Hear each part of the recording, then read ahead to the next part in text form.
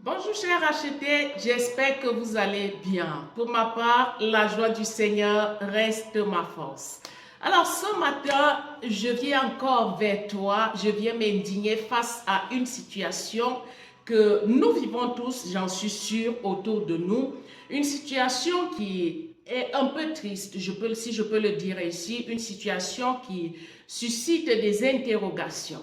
Autour de nous, nous avons vécu avec des personnes et nous vivons même encore avec des personnes qui nous ont connus sous un certain angle. Des personnes qui nous ont vus lorsque on était en train de traverser par le feu. Des personnes qui nous ont vus lorsque on n'arrivait pas à joindre le bout du tunnel. Des personnes qui nous ont connus lorsque les temps, les circonstances vraiment était difficile, était compliqué pour nous, des personnes qui nous ont vus dans la stagnation, dans la souffrance, dans des maladies bizarres que parfois même l'hôpital n'arrivait pas à trouver la solution.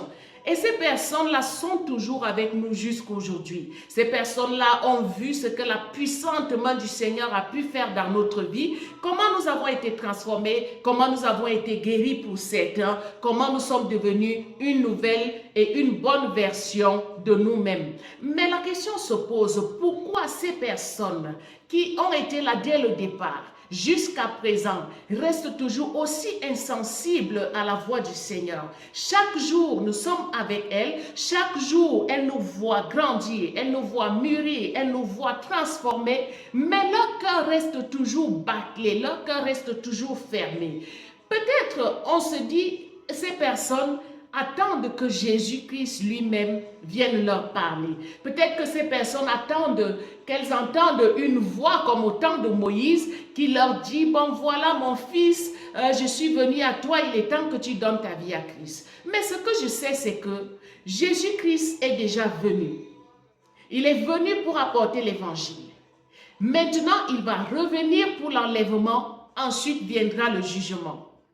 Ecclésiaste peut le dire dans sa parole, il y a un temps pour tout sous le soleil. Bien-aimé, il y a un temps pour prêcher l'évangile, il y a un temps pour l'enlèvement et il y a un temps pour le jugement.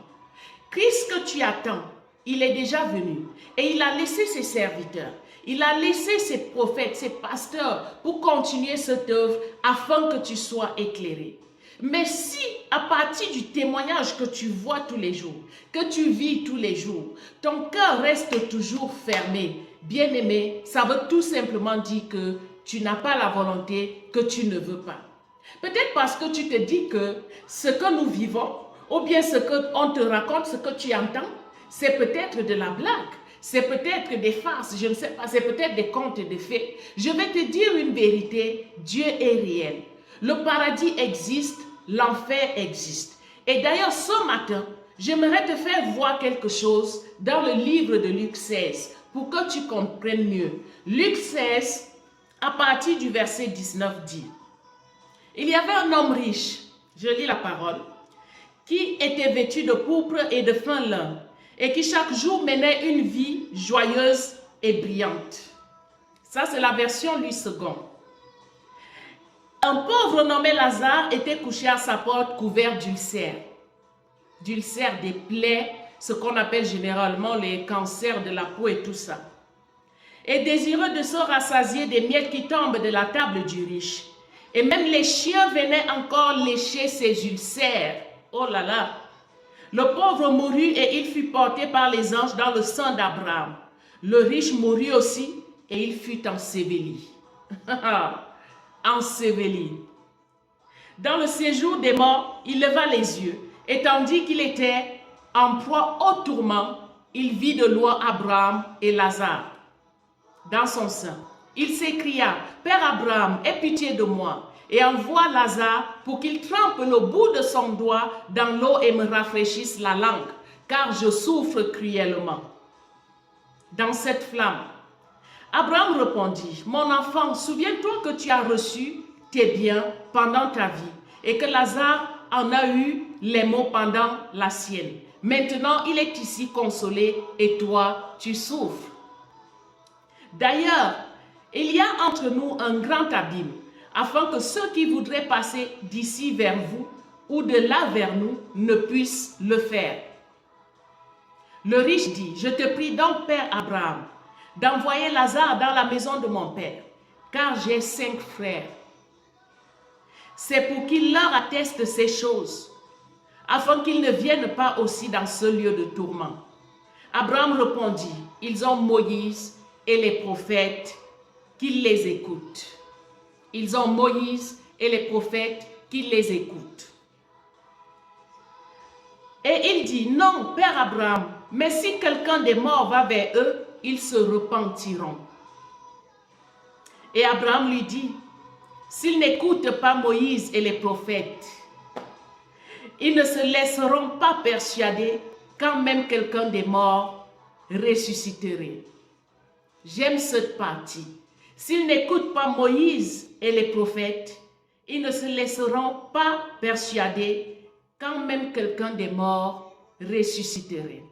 Amen. Voici une vérité.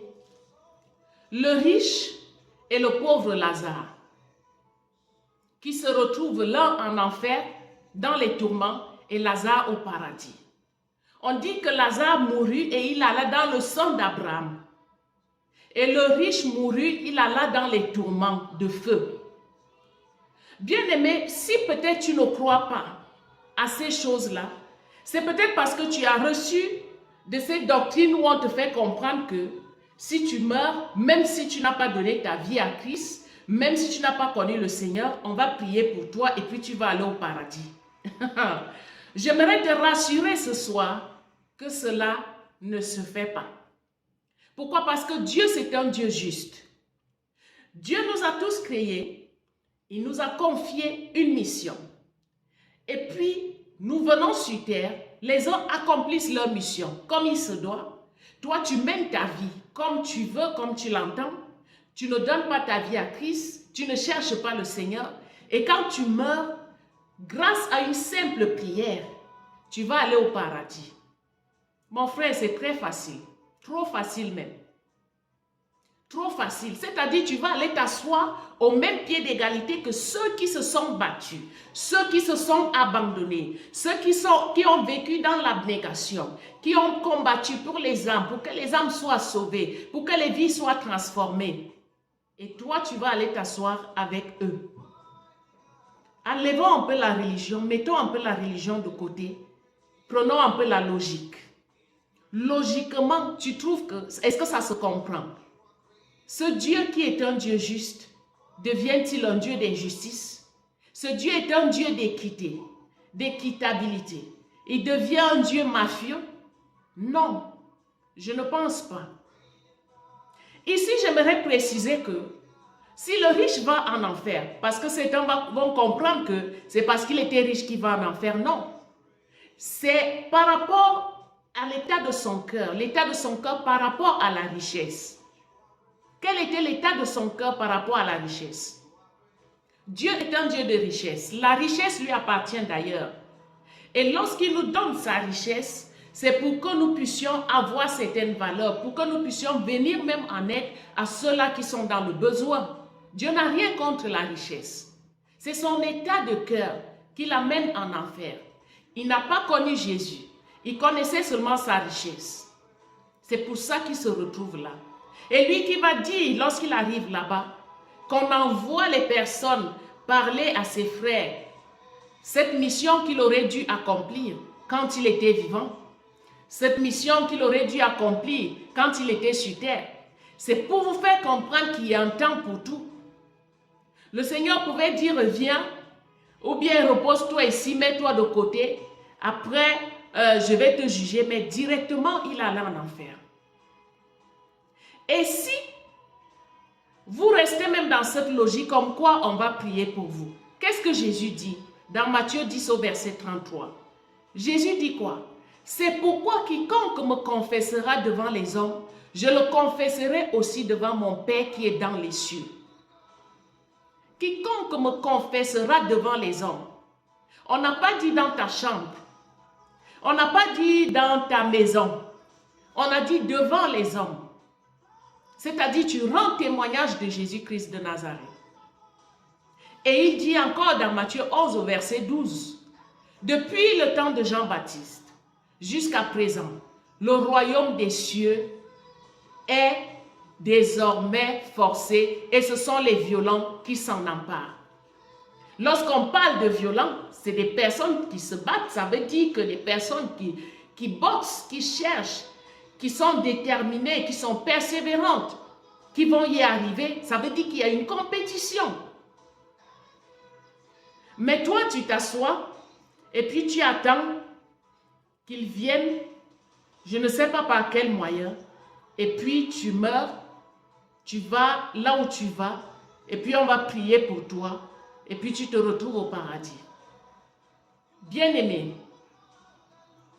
le paradis est réel, l'enfer est réel. Ce n'est pas de la blague. Et sache que le temps que tu es encore sur terre, c'est le temps que le Seigneur te donne pour que tu te convertisses, pour que tu lui donnes sa vie. Si Dieu te laisse encore vivre, ce n'est pas pour rien, c'est pour que tu le connaisses. C'est pour que tu fasses son œuvre pour ceux-là qui le connaissent déjà. Il ne te laisse pas sur terre pour rien. Il te laisse sur terre parce qu'il veut que tu accomplisses ta mission. Mais si tu attends qu'on vienne t'évangéliser, si tu attends qu'on vienne te parler, le Père Abraham a dit tout à l'heure, même s'il n'écoute pas les prophètes, s'il n'écoute pas Moïse, les serviteurs de Dieu, même si quelqu'un des morts ressusciterait, ils ne seront pas persuadés. Pourquoi? Parce que c'est une décision, c'est une volonté que tu émets, que tu manifestes. Et le Seigneur voit ton cœur qui est sincère et il prend le contrôle. On ne viendra pas te prêcher. Le témoignage, notre témoignage te prêche. Notre témoignage t'évangélise. Notre témoignage te confirme que Dieu est vivant. Mais si jusqu'à présent, malgré que tu vois ça, malgré que tu vis ça au jour le jour, tu ne donnes pas ta vie à Christ, c'est tout simplement que tu ne veux pas. Et c'est dommage. Parce qu'en fait, le salut est personnel. Lorsque une personne donne sa vie à Christ, ce n'est même pas pour le pasteur qui te prêche, ce n'est pas pour l'évangéliste qui te prêche, c'est pour toi-même. C'est pour toi-même. Le fait que tu donnes ta vie à Christ ne me donne pas le salut. Le fait que tu donnes ta vie à Christ ne fait pas que ton voisin ait le salut, sauf si tu travailles dans sa vie.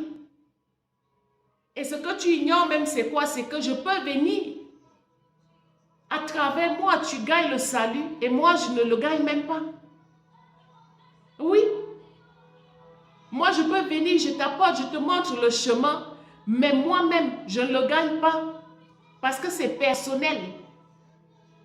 Alors, ce que nous attendons de vous, ce n'est pas de nous demander de venir vous évangéliser, de venir vous prêcher. Ce que nous attendons de vous, c'est de nous demander comment on fait pour donner sa vie à Christ. Parce que vous avez déjà vu, vous avez entendu, vous avez touché du doigt. On n'a plus besoin de vous évangéliser. J'espère que tu as été béni par cette parole. J'espère qu'elle t'a fait du bien. Mon nom est MMW. Nous sommes sur le plateau de Éveil. N'hésite pas à t'abonner et activer la cloche des notifications. À très bientôt.